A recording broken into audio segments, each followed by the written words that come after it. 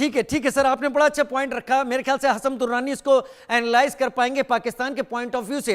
हसन दुर्रानी, पैरों पर कुल्हाड़ी तो नहीं मार ली इस बदले को कि Indus IWT Indus water treaty को भारत ने अबेंस में कर दिया तो हमने शिमला समझौते को कर दिया। इसने तो LC की जो सैंक्टिटी थी उसे ही खत्म कर दिया। अब कोई भी कहीं भी जा सकता है।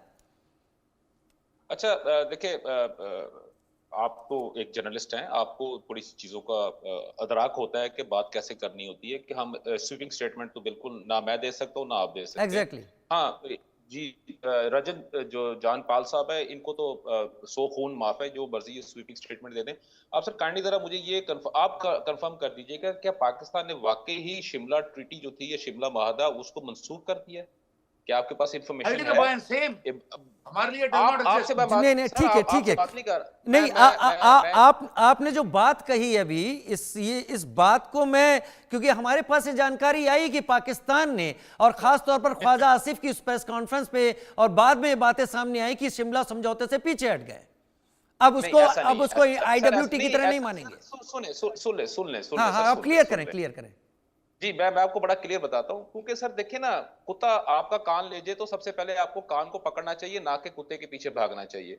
रजन पाल साहब जो है वो बहुत ज्यादा जज्बाती हो चुके हैं, वो कुत्ते के पीछे भागी जा रहे हैं, इनको कान का पता भी नहीं है।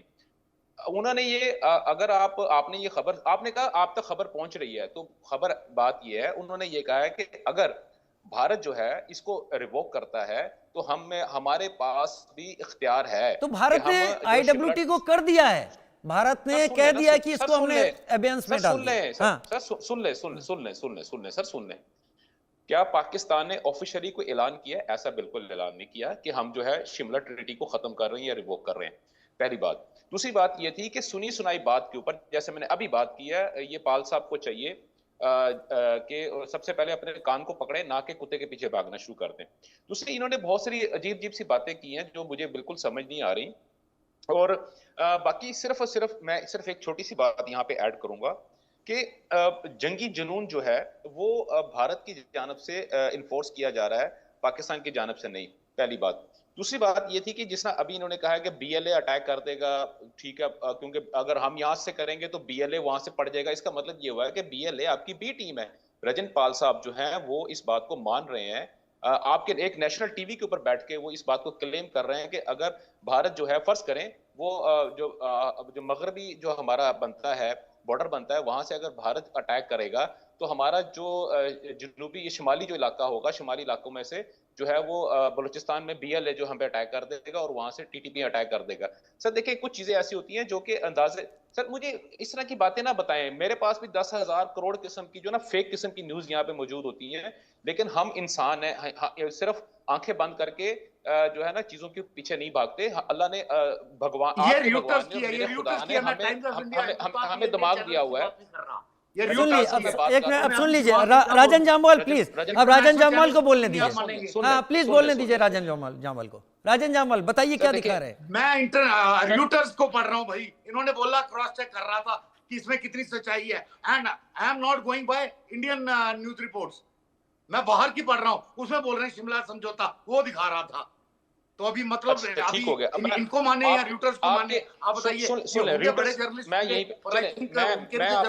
इसके ऊपर मैं पढ़ रहा हूँ, मेरा भी जवाब ले लेंगे आप, मेरा भी जवाब ले लेंगे।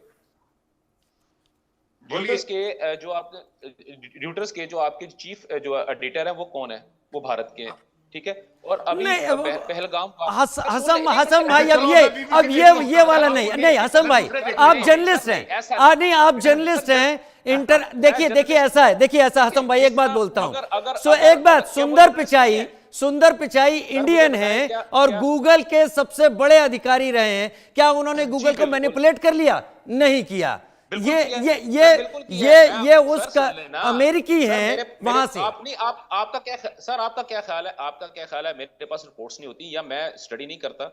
देखिए, मैं आपके साथ प्रोग्राम करता हूं क्या, और आपकी मैं नहीं, आई एक्सेप्ट एवरीथिंग, मैं सब बोलने दे रहा हूं। लेकिन देखिए इंदिरा नूई अगर पेप्सिको की रही हैं, गूगल सुंदर पिचाई गूगल के रहे हैं, तो वो अपना डिक्टेट नहीं कर सकते।